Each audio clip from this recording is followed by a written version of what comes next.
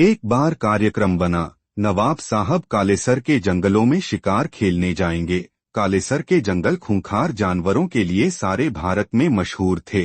ऐसे जंगलों में अकेले शिकारी कुत्तों के दम पर शिकार खेलना निरी बेवकूफी थी।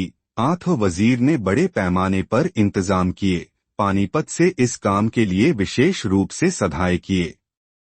पानीपत से इस काम के लिए विशेष रूप से सधाए गए हाथी मंगाए गए। पूरी मार करने वाली बंदूकें मुहैया की गईं। नवाब साहब की रवानगी से एक हफ्ता पहले ही शिकार में माहिर चुनिंदा लोगों की एक टोली कालेसर रवाना कर दी गई कि वे सही जगह का चुनाव करके मचान बांधें, ठहरने का बंदोबस्त करें और अगर जरूरत समझें तो हाका लगाने वालों को भी तैयार रखें।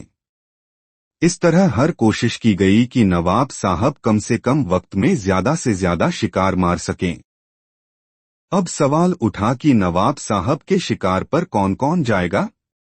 जाहिर था कि शेख चिल्ली में किसी की दिलचस्पी न थी, हो भी कैसे सकती थी। एक तो माशाअल्लाह खुदा ने उनको दिमाग ही सरकसी अता फरमाया था कि पता नहीं किस पल कौन सी कलाबाजी खा जाए। ऊपर से बनाया भी उन्हें शायद बहुत जल्दबाजी में था। हड्डियों पर गोश्त चढ़ाना तो अल्लाह मियाँ जैसे भूल ही गए थे। मगर शेख चिल्ली इसी बात पर अड़े थे कि मैं शिकार पर जरूर जाऊंगा। राजी से ले जाना हो तो ठीक, वरना गैरराजी पीछा करता करता मौके पर पहुंच जाऊंगा। नवाब ने सुना तो शेख चिल्ली की ओर जरा गुस्से से देखा। बोले, तुम जरूरत से ज्यादा बदतमीज होते जा रहे हो। एक चूहे को तो मार नहीं सकते, शिकार क्या खाक करोगे। मौका मिलेगा तभी तो कर पाऊंगा हुजूर। शेख चिल्ली ने तपाक उत्तर दिया, चूहे जैसे 2 अंगुल की शय पर क्या हथियार उठाना। मर्द का हथियार तो अपने से 2 अंगुल बड़ी शय पर उतना चाहिए। नवाब साहब ने उनका जवाब सुनकर उन्हें अपने शिकारी लश्कर में शामिल कर दिया। काफिला पूरी तैयारी के साथ कालेसर के बियाबान जंगलों में जा पहुंचा। वहां पहले से ही सारा इंतजाम था। तय हुआ कि रात को तेंदुए का शिकार किया जाए। दिन छिपने से पहले ही सारे लोग पानी, खाना और बंदूकें ले मचानों पर जा बैठे। पेड़ सहारा बांध दिया गया। चांदनी रात थी। मचानों पर बैठे सब लोगों की निगाहें सामने बंधे चारे के आसपास लगी थीं। शेख चिल्ली और शेख फारूक एक मचान पर थे। हालांकि वजीर चाहता था कि शेख चिल्ली को अकेला ही एक मचान पर बैठा दिया जाए ताकि रोज रोज की झकझक खत्म हो। मगर नवाब नहीं चाहते थे कि शेख चिल्ली को कुछ हो या वह अपनी हवाई झोंक में कुछ ऐसा वैसा कर बैठे कि शिकार हाथ से निकल जाए। इसलिए उनकी तजवीज पर शेख फारूक को पलीते की तरह उनकी दम से बांध दिया गया था। न पलीते में आग लगेगी न बंदूक चलेगा। तेंदुए का इंतजार करते करते 3 घंटे बीत गए। शेख चिल्ली का धीरज छूटने लगा।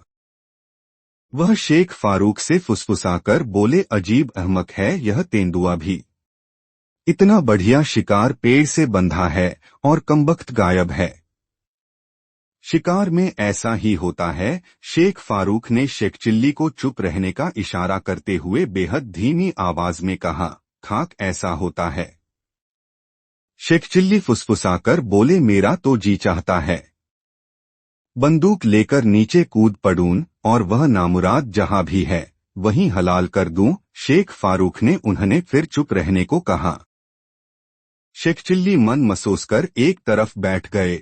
सोचने लगे, कमबख्त सब डरपोक हैं। एक अदद तेंदुए के पीछे 12 आदमी पड़े हैं। ऊपर के सारे पेड़ों पर छिपे बैठे हैं। यह कौन सी बहादुरी है जिसकी देंगे। वजीर हाँक रहा था। बहादुर हैं तो नीचे उतार कर करें तेंदुए से 2-2 हाथ। वह जानवर ही तो है। हैजा तो नहीं कि हकीम साहब भी कन्नी काट जाएं। कमबख्त मेरी बहादुरी पर शक करने चले थे। अरे तेंदुआ कल का आता, अभी आ जाए। नीचे उतार कर वह थपेड़ दूंगा कि कमबख्त की आंखें बाहर निकल आएंगी।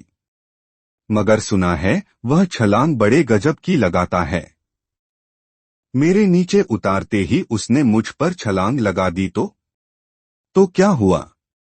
बंदूक को छतरी की तरह सिर पर सीधा तान दूंगा।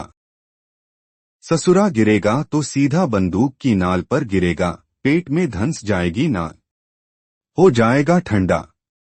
और छलांग का भरोसा भी क्या, कुछ अधिक ऊंचा उछल गया तो जाकर गिरेगा सीधा मचान पर, उठाकर भाग जाएगा शेख फारूक को। सारे लोग अपने अपने मचान पर से चिल्लाएंगे, शेख चिल्ली, पीछा करो उस शैतान तेंदुए का।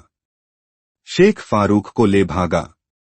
मैं बंदूक तानकर तेंदुए के पीछे भागूंगा। तेंदुआ आगे आगे, मैं पीछे पीछे। शेख फारूक चिल्ला रहे होंगे, शेख चिल्ली बचाओ, शेख चिल्ली मुझे बचाओ। आखिर तेंदुआ जानवर है, कोई जिन्न तो नहीं। कमबख्त भागता भागता कभी तो थकेगा, थककर सांस लेने के लिए कहीं तो रुकेगा। बस मैं अपनी बंदूक को उसकी ओर तानकर यूं लबल्बी दबा दूंगा और ठाएं। तभी तेज आवाज गूंजी। सब चौंक उठे। शेख चिल्ली ने जोर से चिल्लाकर पूछा, क्या हुआ? तेंदुआ मारा गया। शेख फारूक बोले, कमाल है शेख चिल्ली, चारे पर मुंह मारने से पहले ही तुमने उसके परखच्चे उड़ा दिए। सच? शेख चिल्ली ने चारे की ओर देखा तो यकीन न आया, पर यह सच था। दूसरे लोग निशाना साध भी न पाए थे कि शेख चिल्ली की बंदूक गरज उठी थी। मचान से नीचे उतारकर नवाब साहेब ने सबसे पहले शेख चिल्ली की पीठ ठोंकी। फिर वजीर की ओर देखकर कहा, शेख चिल्ली जो भी हो है बहादुर। मगर शेख चिल्ली जानते थे कि असलियत क्या थी। वह चुप रहे। चुप रहने में ही भलाई जो थी।